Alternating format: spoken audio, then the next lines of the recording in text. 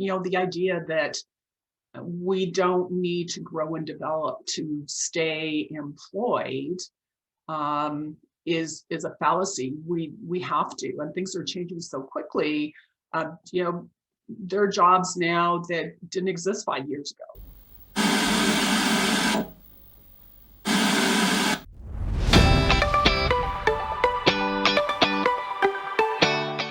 Hello and welcome to the Culture Things podcast. I'm your host, Brendan Rogers, and this is episode 51. Today I'm talking with Dr. Wilma Slenders. Wilma is a highly skilled executive coach and strategic advisor with a proven record of success in helping leaders transform themselves and their organizations. A change catalyst, Wilma challenges leaders to break through the status quo to transcend to higher levels of performance. Her blend of academic background with studies in executive coaching, trust, advising, and leadership, combined with over 25 years business and consulting experience, gives her a unique perspective on the business world and the challenges that leaders face. Her leading-edge research, exploring CEOs and their trusted advisor relationships, provides insights that she applies to leaders at all levels of the organization. Wilma has worked and traveled globally, lives in Calgary, Canada, enjoys nature and the outdoors, and is passionate about leadership.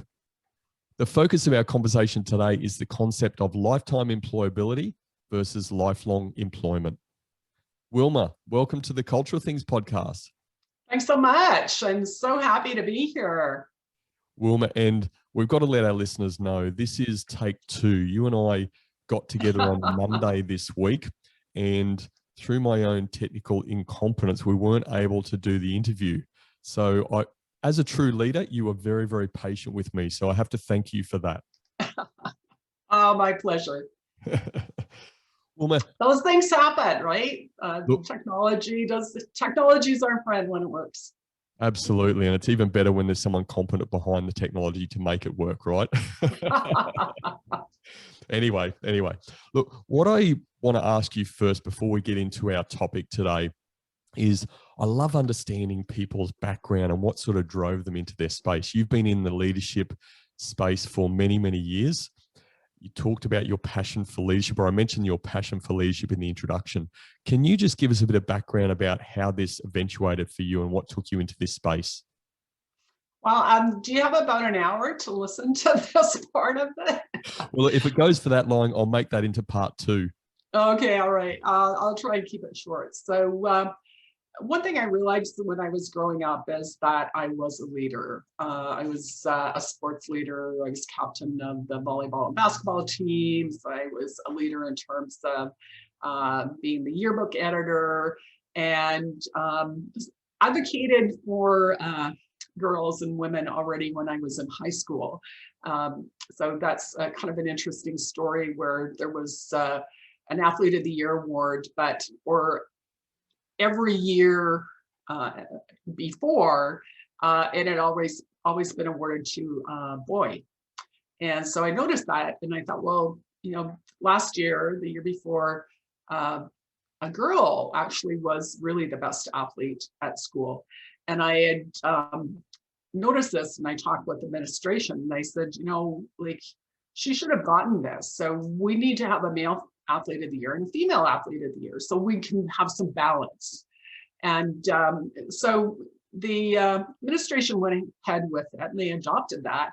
What they did do, though, is then put an absolute Athlete of the Year award above the male and the female Athlete of the Year. So kind of defeated the initial intent.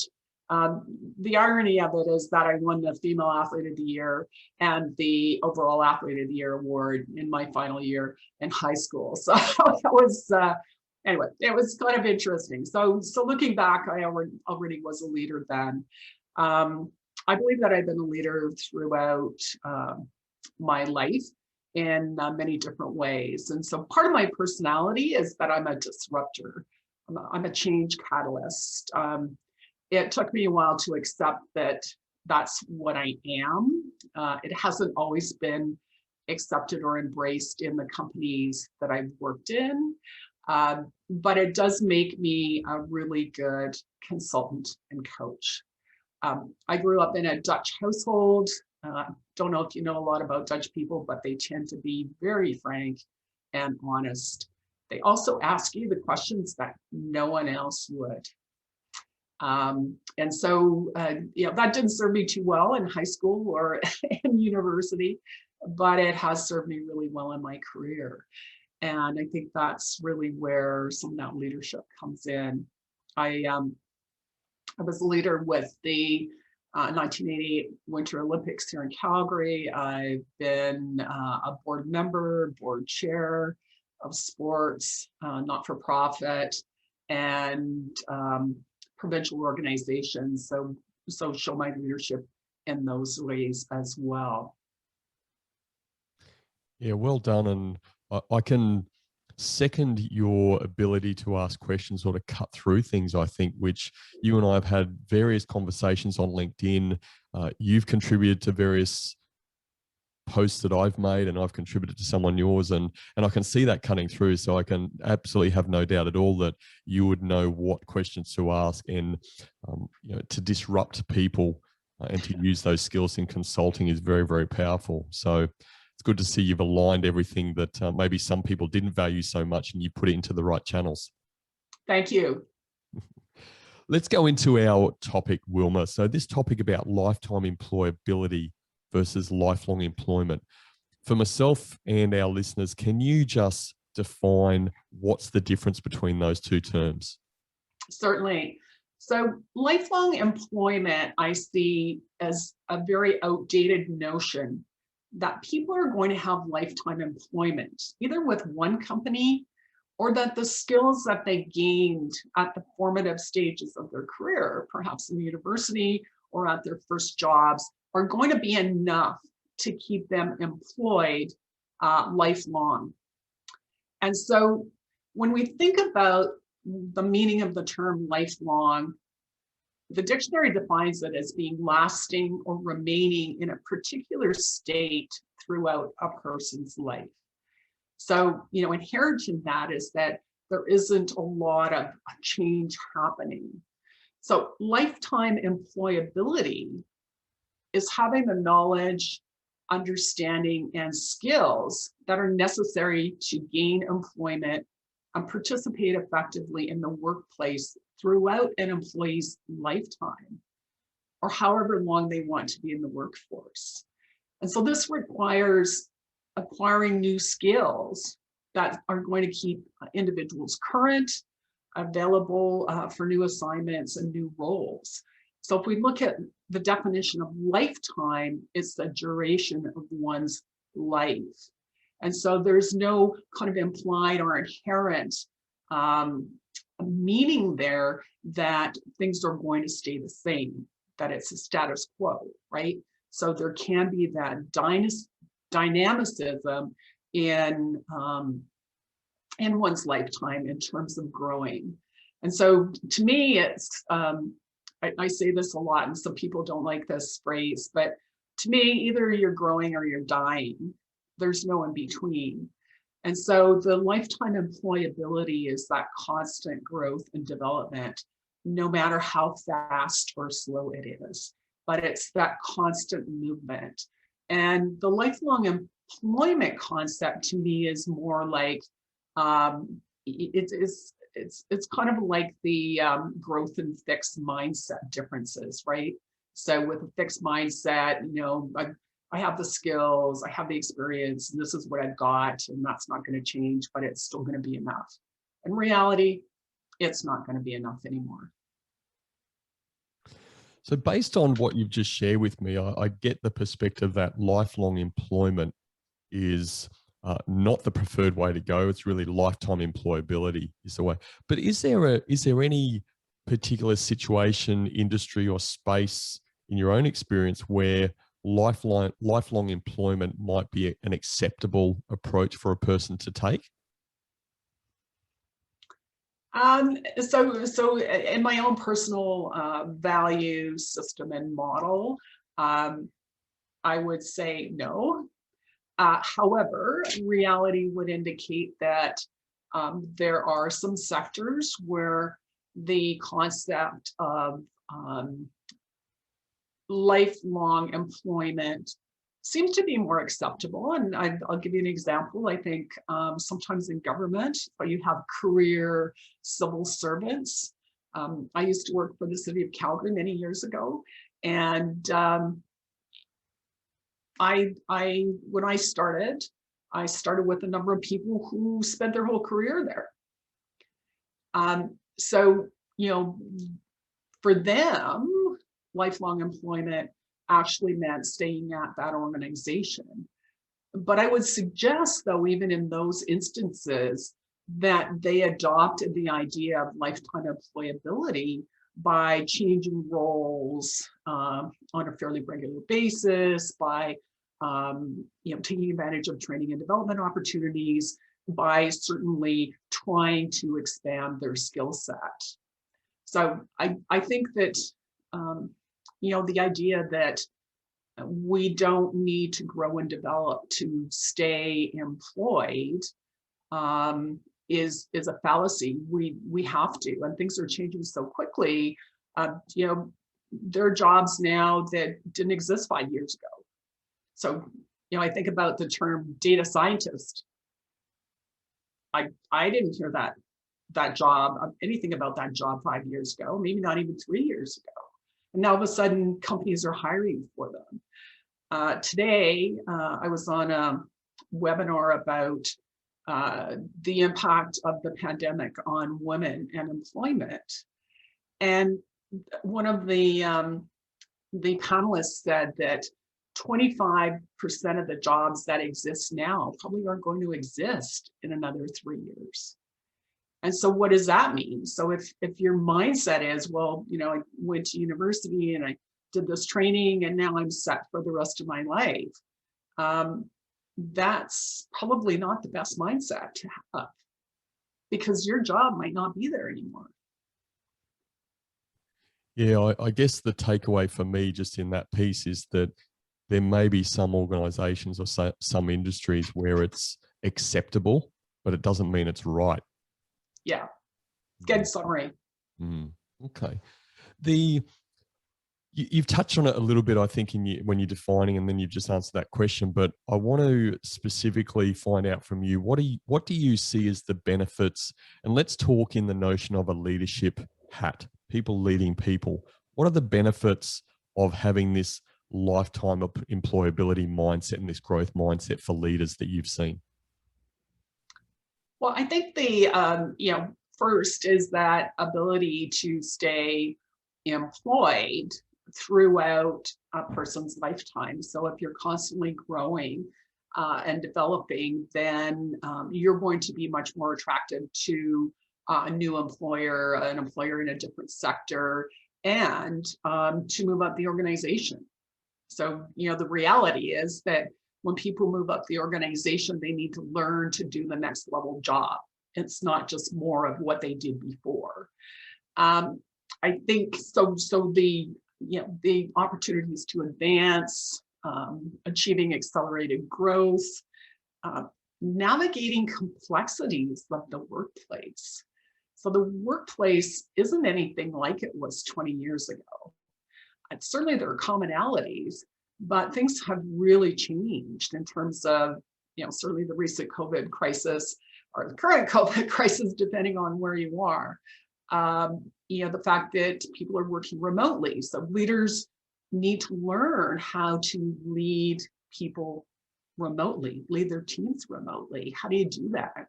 It requires a somewhat different skill set, more caring, more compassion, more communication.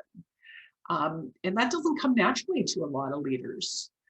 I think honing entrepreneurial skills in terms of that growth piece. We know that a lot of people are planning to leave the workforce or planning to change occupations or leave their employers after the COVID crisis is over.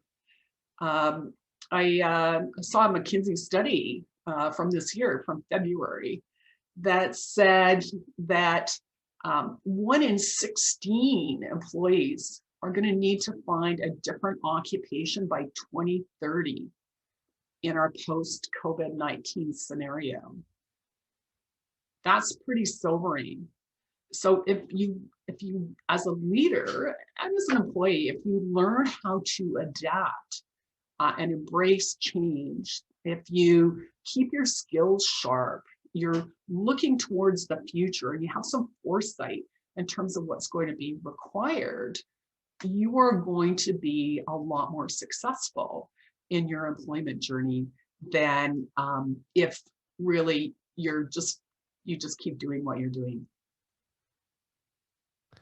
Well, that leads really well into us talking about some of the skills that fall into this lifetime employability bucket.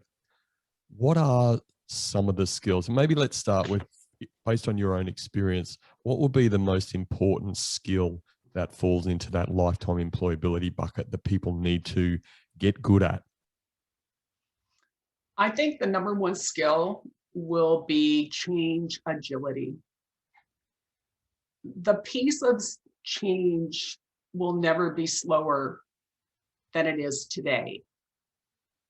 So every day, the pace of change is increasing. The structures, the frameworks, the organizations, the systems that are in place are not equipped to handle the kind of change that we're going to continue to experience.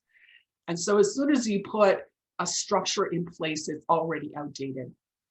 As soon as someone goes to university and they learn what they learn, which is always outdated anyway, we know, because the research has to be done, it's outdated, right? So people are graduating with outdated knowledge. And I feel free to say that because I've had quite a lot of education and that's certainly how I felt. So that change agility, being able to change speeds, change direction, have foresight is going to be incredibly important. Those days where nothing changes for 2 years in an organization are over. I would argue they've been over for a long time, but certainly, that's in the future, change will move a lot faster. So I think that will be the number one skill. I think the number two skill is going to be people skills. And so the advent of AI and technology, I heard a stat that in the past year, we progressed 10 years, or what would have been anticipated to be where we would be 10 years from now. So we've done that in a year. Think about the change. Technology, I think, is going to take away managerial jobs because the managerial aspect of being a leader, which is directing, monitoring, planning, scheduling, budgeting, can all be done by technology. So what's left in that leadership role? The people part. That's what's left.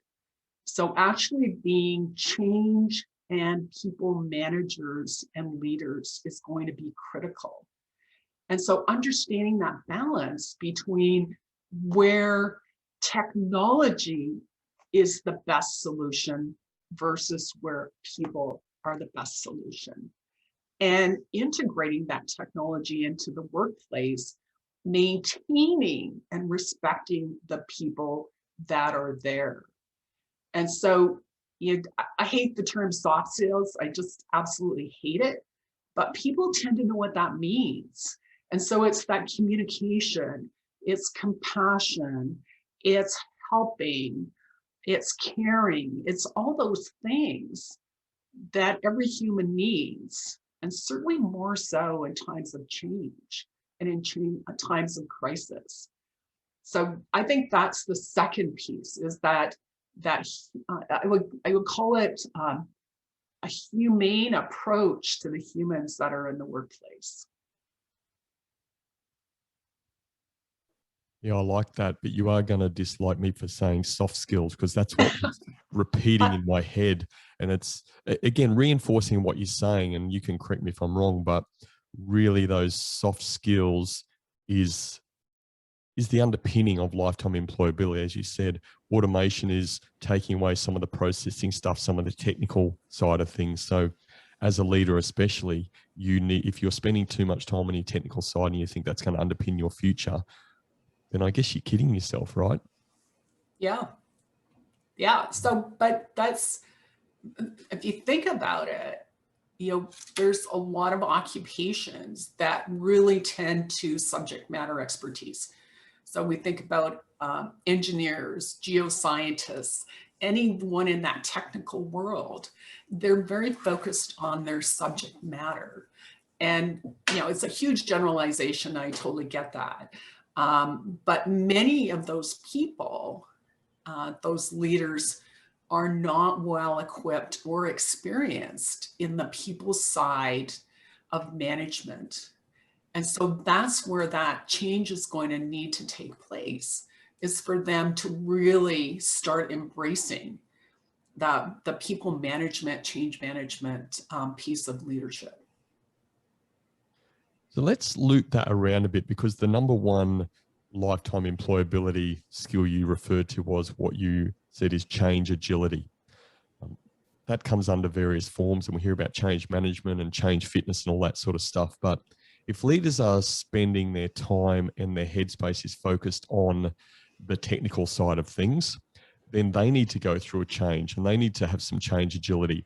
How do you propose that they start that process for themselves? Because if they can't do that for themselves, how are they going to guide that process with their teams? Absolutely correct. It's very challenging. You need to be able to do it for yourself before you can do it for other people. And so I think that's really where there's, of course, we have the change curve, and we start with awareness, and then we end up, we move to knowledge and understanding and how it impacts me, positive perception, et cetera, internalization. So I think there's lots of different ways for organizations to support those kind of skill sets. And one is certainly through training and development. So that can be through creating awareness through change management courses and training. So I've done quite a lot of that myself. So helping people understand how people progress through change. There is a process. Not everybody follows it in the same way. What the impact is of multiple people going through the change process on the organization, what kind of behavior you're going to see. So increasing that understanding of what to expect, number one. Two is actually having role models who show the way. And I think certainly what I've seen in organizations, the challenge is, does your leader role model good behavior, or the right behavior, or the behavior that you expect to see? And if that person doesn't, you're probably not going to do it yourself, because people look to their leaders for cues on how to behave. And if they don't behave that way, then it makes it okay for me not to behave that way.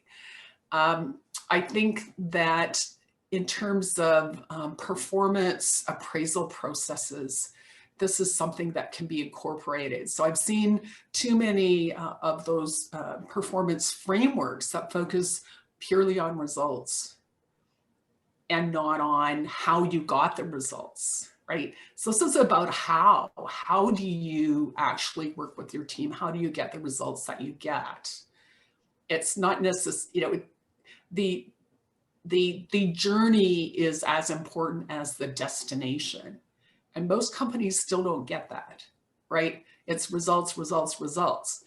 Now, recently, there's a group of 200 CEOs in the US that have signed a declaration saying that creating shareholder value is not just their only goal, which is a huge step. So Milton Friedman, of course, said, basically it's all about the shareholders, creating shareholder value. So that's a very outdated notion. And so these CEOs are looking more at corporate social responsibility, how they get their results, how they treat their people. So, there's systems and processes that can be built in that are going to more actively promote the kind of behavior that's going to be required to be successful in the future. In the work that you do, what value do you put on things like the quality of relationships around change, and the quality of relationships leads to a level of trust and having conversations around that? Can you give us some thoughts on that aspect? Well, it's interesting that you should manage relationships. My view is relationships are the foundation for everything. Everything we do is relationship based.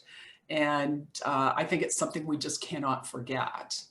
Funny that you should mention trust, because I studied trust as part of my doctoral dissertation, trusted CEOs and their trusted advisor relationships.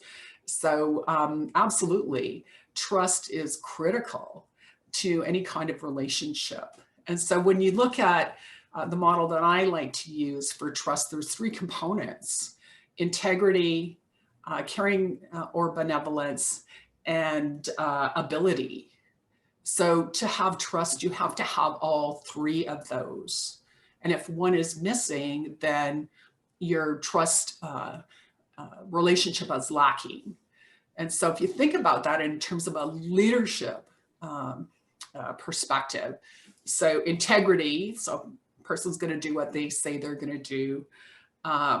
Ability, they actually have the ability to do what they say they're going to do. And then caring and benevolence is that they actually care about you and don't have a hidden agenda that's going to benefit them. And to me, that trust piece is so critical. And not a lot of people, like, we talk a lot about trust. People talk a lot about trust. Most people haven't studied it like I have, I must admit. But we know if it's there or if it's not. And so, do you want to follow someone that you don't trust? Will you follow someone who you don't respect? Chances are not so much. And so the trust piece, I think, absolutely is critical. And it's critical in peer-to-peer relationships, manager-subordinate relationships, within the corporation itself, within society. I really like the Edelman Barometer, Global Trust Barometer. I'm not sure if you've heard of it, but they study trust every single year across the globe. And the results are often fascinating. And so they look at trust with the informed public and an uninformed public, and they have definitions for that. And so is trust greater for corporations, NGOs, media, government, etc.? Might be worthwhile to have a look at it if you're interested in trust, because it does break it down by country and which are the truster nations, which aren't.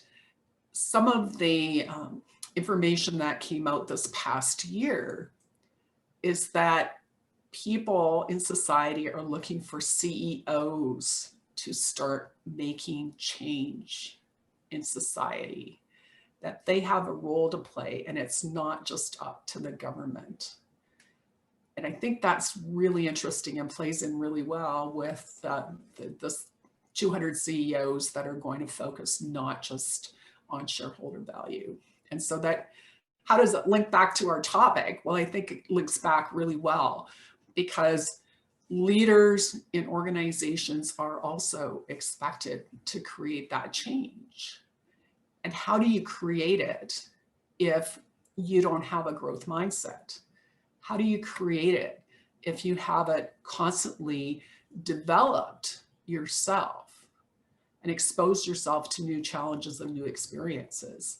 It's really, really difficult. And thanks, Wilma, for letting me know about that trust barometer. I hadn't heard of that, so I'll certainly look forward to taking a look and your model around trust. With that view, and it was a bit of a leading question, I have to confess, because I do know a bit of your background, obviously, in your research around trust.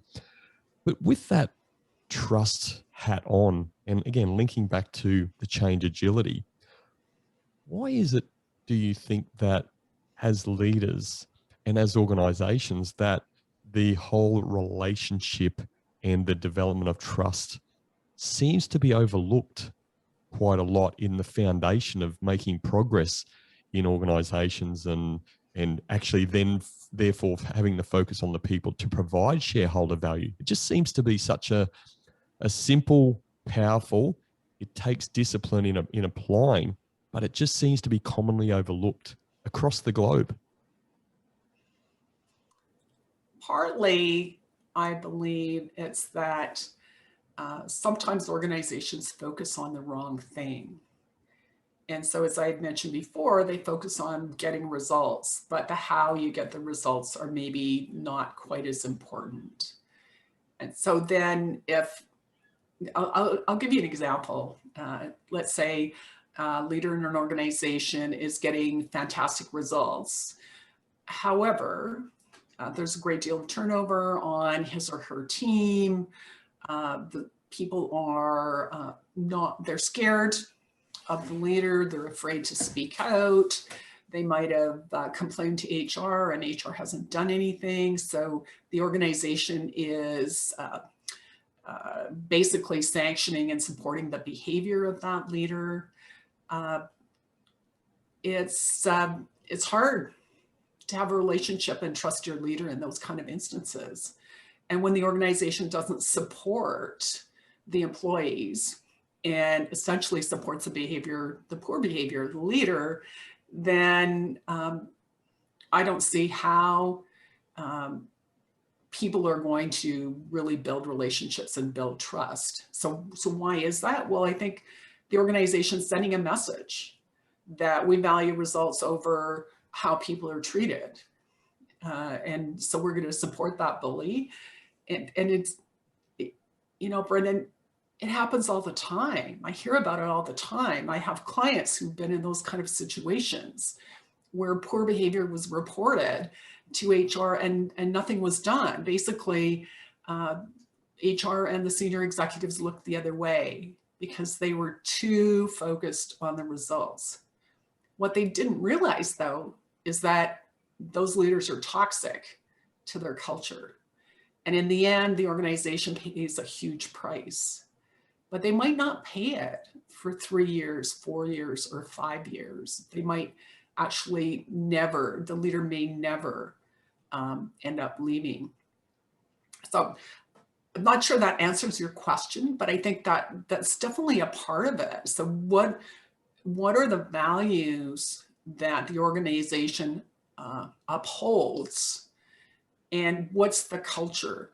And I've heard this brilliant definition of culture is essentially what you tolerate. And so if you tolerate that kind of behavior, that's what you're going to get. And that's your culture. Even though you have beautiful signs on the walls saying respect for the individual and honesty, trustworthiness and all of that. I think that a lot of executives, so there's still lots of baby boomers in the workplace, certainly in leadership roles. I think the baby boomers grew up in a different world than subsequent generations. They had to compete for everything they got. And so that meant stepping on people that, I think it cultivated in some ways poor behavior. And so there's still a lot of people like that who say, I managed to make it up to the top and I'm doing okay. And so the attitude is we don't really need to focus too much on the people. And as a change manager, there were a few times in the past where I heard we'd say, well, we need to put in place engagement and involvement activities, communication, brown paper bag sessions, get people involved in creating processes that they're going to use, get their feedback. And the response from senior executives and leaders was, they can suck it up. They've done it before and they'll be able to do it again. So then if we go back to the trust model, I think there's a distinct lack of caring about your people. And then people are asked to just accept it and productivity goes down, morale goes down, and then leaders aren't happy. But sometimes there's a requirement to look in the mirror and say, okay, how did I contribute to this? Versus they're doing it wrong or they should have done it better. The blame game. Yeah, thanks for sharing your thoughts, Wilma. And again, I have to show huge restraint and not unpack that even further because there's so many questions I'd love to ask you, but it's a different topic. We don't want to stray too far. Right. I love the definition you share around culture. I've heard that and used that a bit before. But there's one that I love even more now. It's actually, do you know Norman Wolfe? No. So Norman's pretty prolific on LinkedIn as well, and he's in your neck of the woods actually, or in Canada anyway. And I interviewed him recently. It's not released yet, but coming out very soon. And he talked about culture being the personality of the organization. Mm-hmm. And I just love that definition. I think it just fits really well with his whole living organization and the organization being like a human being. So anyway, there's some great ones out there, but the simple definitions are always the best, I think. I agree. Let's talk about the second skill set, which is quite a big bucket as well, people skills. You could unpack that a bit, but what are people skills and why are they so important? Because you've got it down as number 2 in the whole process of lifetime employability. So it is a really big bucket. For me, some of the things that fit into that bucket are emotional intelligence. So understanding yourself, understanding your own reactions, understanding how you impact other people. I find that particular aspect a lot of times is missing in leaders. So maybe they understand themselves, but they don't necessarily understand how their actions and behaviors impact other people. And so if you don't, it makes you really hard to pick the right kind of communication messages. It makes it hard to think about kind of what's the other person going through. So that piece about empathy then sometimes is missing. So there's so many different factors that play into this.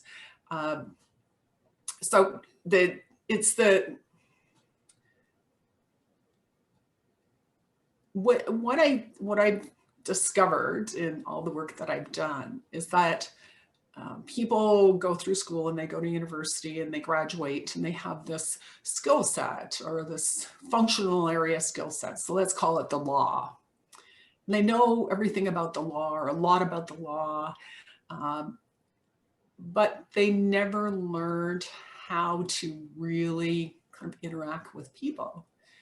And I say this having experience working with lawyers, in particular litigators. And so they're excellent at the law. But that whole people management and people interaction part sometimes is not that good. And so we know that in terms of emotional intelligence, certain professions attract people with certain characteristics. And so, typically lawyers score lower, on empathy. So with one of my clients, we did an emotional intelligence assessment, and sure enough, his empathy was quite low. And, in some ways that's really good because he's a litigator, right? You don't want to empathize or sympathize with the opposition. But where it became a hindrance is when he was dealing with his own clients who needed more care and attention, where they needed more quote unquote hand-holding, that they needed certainty and reassurance that the path they were taking was the right one. And so I think it's like that, not just with lawyers, but I think it's like that with leaders in any organization. And so the people aspect hasn't, I think, been given enough attention in school, in university, in professions that tend to be more technical. And recalling a conversation with this particular lawyer client, his friend, who had taken an MBA. And so they were talking, both about kind of what they're learning in school, at university, and what the gentleman who was taking the MBA was learning had a lot more relevance to interactions in the workplace than what the lawyer was studying. So it comes back to some of those elements of trust in terms of that caring piece. And I think the ability piece, so do you have the ability to interact in a meaningful way with people? So not just in the workplace, but even in your personal life. And what does that take? And why is that so important? It is because people are still doing a lot of the work in organizations. And so the expectation can't be that technology is going to replace all of the work, because it won't. But that human piece will be more and more critical. I really like your reference to empathy. That really resonates with me, because I strongly believe that being empathetic and the ability to have empathy drives so many more good decisions around people, as opposed to not being empathetic and therefore making sometimes logical decisions, which are not always the way to go. But how do you, in your own experience, how do you coach empathy? That's a secret that I can't tell. This is my $1 million question, Wilma. I know, that's why I'm not going to tell you, because I want people to come to me and learn how to do that. All kidding aside, I don't know if you can teach empathy.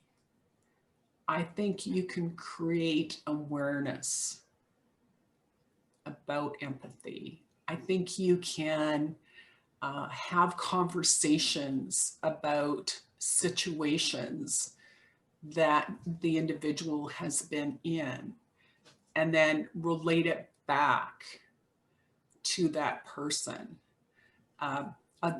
If I may, I'll give you an example. I'm in a group, a writers group, and there was a gentleman who indicated that he was the only male on an all-female board, which is highly unusual. And he was there, and he felt like he wasn't heard, and he talked, but the other board members didn't really listen, and then he talked louder, and that really didn't make an impact, and he was getting quite frustrated. And then in that conversation, I turned that back on him in a kind way, in a nice way. And it was an aha moment for him, because he realized that women often feel that way when they're in a room full of men. Not being heard, speaking louder, trying to get traction, trying to get room, trying to have your voice heard. And it had never occurred to him that his experience as a man actually was an experience that women have a lot. And so I think that's one way. So it's okay for me to say to somebody, well, as a only woman in a room full of men, I didn't hear my voice being heard, and people can be sympathetic, but maybe not that empathetic. But when you've experienced it yourself in a different context, it hits you in the heart. It's not just a story that someone's telling you. And so that's that internalization piece, right? It's that living along. That's part of empathy. And so do you teach it? I don't think so. But I think you can create awareness. You can create understanding. And, it's not about preaching, right? I mean, it's interesting. Adam Grant talks about 3 different kind of roles in terms of how we convince people. I don't think it's about convincing people that it's important to be empathetic, because I think it kind of falls on deaf ears. Like, we all know that. So what? What does it mean?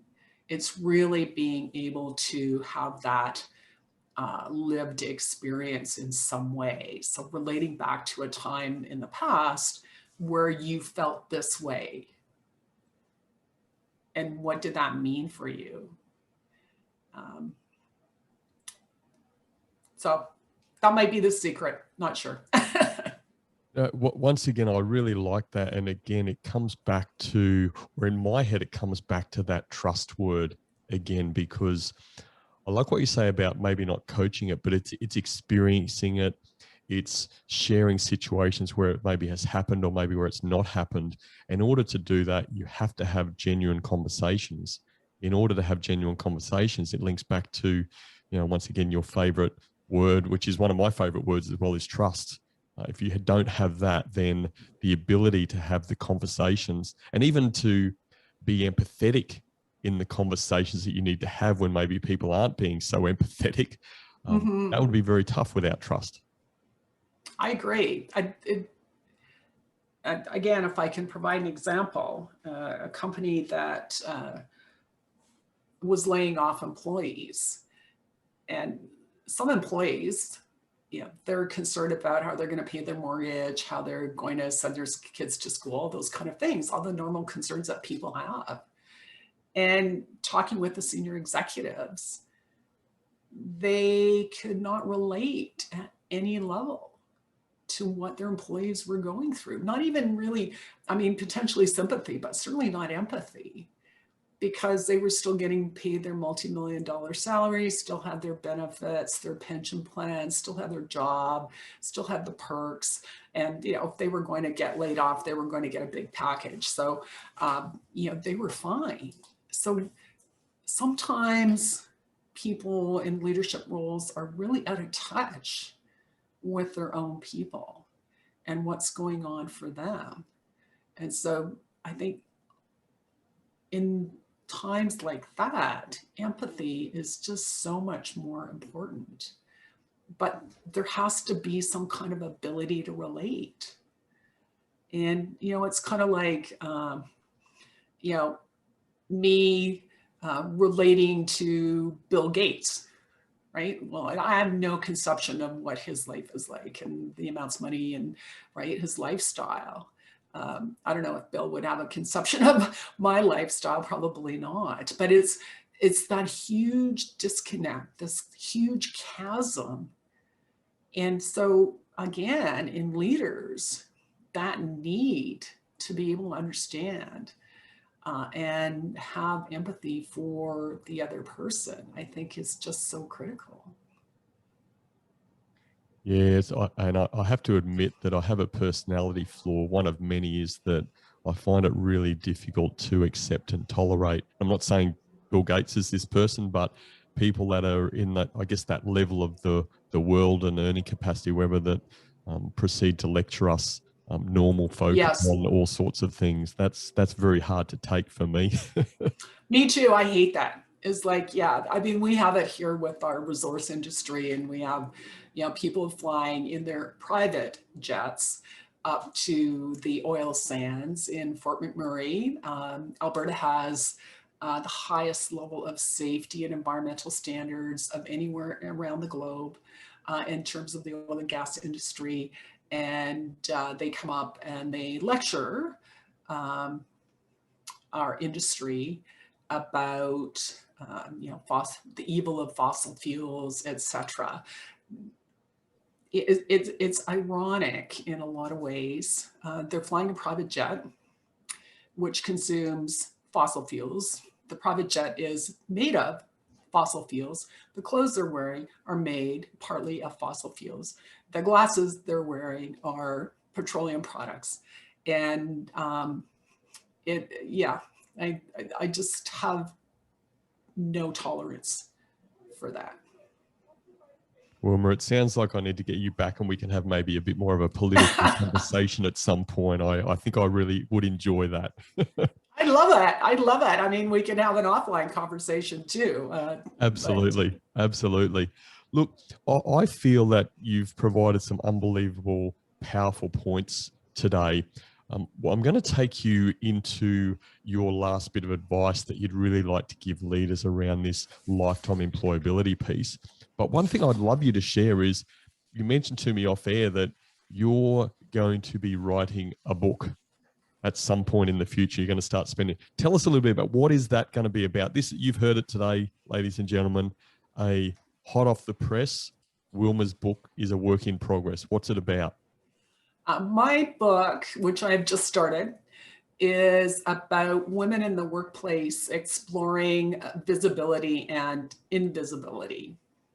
And how I came to this is partly, we talked about it a little bit earlier about being the only female in the room of men in a boardroom and wondering if I actually really existed in that room because I felt invisible. And I think society has imposed, in many ways, this cloak of invisibility on women, especially in the workplace, but certainly in society in general. COVID-19, by many accounts, has set back gender equity by 20 to 30 years. 20 to 30 years. Think about that in 1 year. There's something wrong with that. There's absolutely something wrong. So I think COVID-19, the crisis has highlighted what already existed, what we already knew about, and that we hopefully were making some progress on. We've moved back, and that's reality.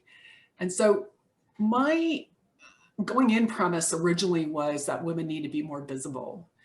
And the more that I've looked at this, actually, I've come to the notion or way of thinking at this moment, which still could change, that it's about choice. It's partly about choice. So some women choose to remain invisible for many different reasons, and others choose to be visible. And others choose to be visible by acting more like men. And a very interesting article that I read today about a Silicon Valley female leader who basically, harassed women, bullied them, and really didn't help them. So sometimes women are their own, we are our own worst enemies. So I want to draw attention to what is going on. So there are positive examples too. So, I don't want to make this all biased towards the negative. There are positive examples too, but they are fewer. So what does that mean? So what does it mean when 51% of the world's population is female, but less than 20% of women in companies are in senior leadership, executive, or board roles? And in fact, in Canada, the number's going down. So we're not making progress. What does that mean? So we're losing skills that women bring, experiences that women bring, qualities that women bring to leadership roles by somewhat keeping them invisible. It's interesting to note when you look at COVID-19 response around the world, government response, that many of the countries that have done the best are led by women. Certainly Canada's not done all that well. We're not led by a woman.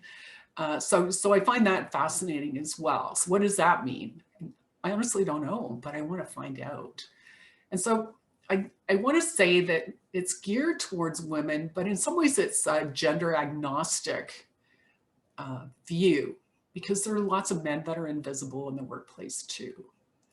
And so I want it to be something that creates awareness, because a lot of men are not aware. And as I mentioned in my example, the man who was the only male board member, a lot of men aren't aware of what really happens. I find that the 30 to 50-year-old age cohort is a lot more open to equity and equality issues, and particularly men who have daughters, because they don't want their daughters to be treated differently than their sons. They want them to have the same opportunities.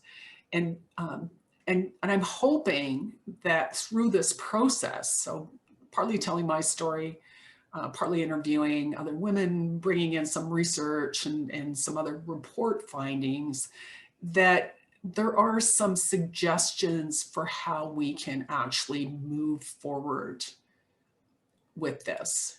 So it's not a male versus female issue. Some people want to make it that. So yay, women, bad men. That's not what it's about. It's about moving forward together. And Thomas Chamorro-Premuzic wrote a book about why are so many incompetent men leaders. It's a fascinating book.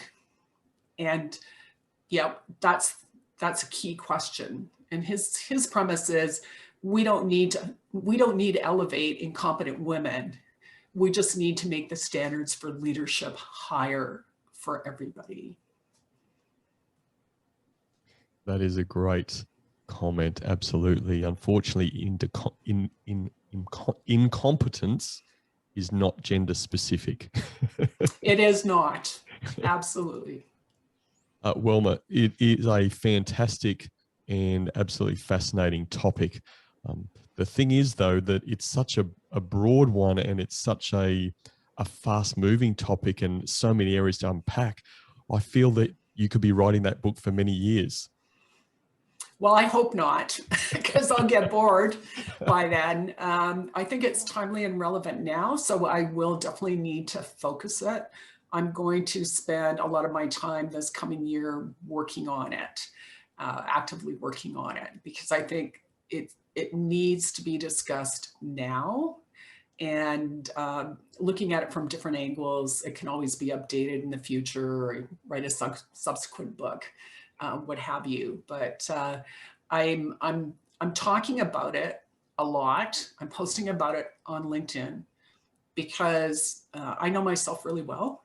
I tend to be a bit of a bright, shiny object kind of person. And so this is not going to be a bright, shiny object. This is going to be something that I'm holding myself accountable to. And the more people that know about it, like you, and now the people listening to your podcast, will hold me accountable to that. And I think that's accountability is so important, certainly to me. And I think these stories do need to be told. Absolutely. I feel like I'm going to be setting myself a reminder every month just to send you a message. Okay. To say, hey, how are you going? How are you tracking? Sounds good. Sounds good. I might be actually writing, people have asked me to write some posts on LinkedIn, kind of updating them on my progress. So I might do that. I think that's a fantastic idea. Wilma, back to the lifetime employability. And I want to finish off with, what would be your advice to leaders out there to help them focus on lifetime employability and what they can do to upskill themselves, whether that be around change, agility, people skills, or other things? Number one, keep growing and developing. Growth and development is a lifetime process. So going back to, if you're not growing, you're dying. Second, be curious. Try new things that scare you. I'm starting this book. I've talked about it for years. It scares me a lot. I might not sound like I'm scared, but I am. I'm speaking a lot more, doing podcasts. These things scare me, but it's important for me to keep doing them. So that helps me grow and develop. So being curious about different topics, exploring things that you haven't tried before. One of the things that I like to do is attend or listen to podcasts, webinars, go to conferences on topics that are not in my field. So I know a lot about trust and leadership. I don't know everything because nobody can, but I like to go to real estate conferences and architecture conferences and listen to art topics, because there's sometimes a lot of really great takeaways that I can pull back into my own field. So architecture is about structures. Well, we all live and work within structures. Art is about creativity and curiosity. So how can I take something and repurpose it and fit it into my own work? Have people challenge your thinking and be open to that. That is going to be a critical skill in the future. People not supporting the status quo. It's kind of hard to believe because we still like people that support the status quo, but I believe that disruptive thinking is the way of the future. And finding different ways to contribute. We all have something to offer. Offer it. Put it out there. Be visible. Claim what you can offer and who you can be. We all have a contribution to make. And I think it's so important to make it. Absolutely. And great gold nuggets of advice there. I have to say, in the relationship that I built with you and some of our communication, I think I can probably tick all of those boxes for you, living and breathing that stuff. So as any true leader, you're not just speaking it, you're actually doing it. So well done. Thank you. Wilma, we've mentioned LinkedIn a few times, so we know we can get through LinkedIn. Yeah. What are some of the channels we can get hold of you? I also have a Transcend Management Advisors page on Facebook. My website is transcendmgt.com. So I've got blogs and all kinds of information on that. If you want to send me an email and have a conversation, I'm definitely open to that as well. So it's wilma@transcendmgt.com. Reach out. I'm always interested in growing my network and meeting new people. And certainly, you and I, we met on LinkedIn, and I personally feel like we're friends. And this is the first time, except for the Sunday night, that we talked for a few minutes, that, we've had the opportunity to have a conversation, and it's been fabulous. And I really do believe that you're a fabulous supporter and friend. So, I think LinkedIn's been a really great way for people to connect. And I'm so grateful that we have. And you're in a totally different other part of the world. Like, we would not have met at a local networking event. And I'm finding the beauty actually now in LinkedIn is with more connections. I'm finding so many more people that are like-minded, that want to achieve the same kinds of things, that want to change the world. And it's so exciting because now the world is our potential networking event. And I just so love that. Absolutely, Wilma, and ditto. You certainly are a friend, and very, very well said. I want to say once again, a massive, massive thank you. Thanks for your patience. Again, this is take 2, but look, I'm so glad that we've had this conversation today. A fantastic topic around lifetime employability. Definitely, people really need to listen to that subject matter and pick out some of those nuggets of gold you shared at the end, but really taking action on those things, because it can be a massive catalyst for changing your whole mindset and changing, I guess, the story that you're creating in life. So, Wilma, well done on the work you're doing. Good luck on the book. I am certainly going to keep you accountable. I hope our listeners keep you accountable. Keep us updated through LinkedIn. And thank you very much for being a guest on the Cultural Things podcast. Thank you so much. I am so grateful.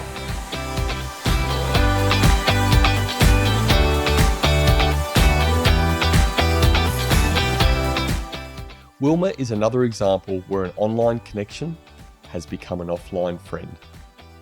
She says the most valuable thing she gives her clients is honesty. Her honesty is what creates trust, which turns relationships into friendships.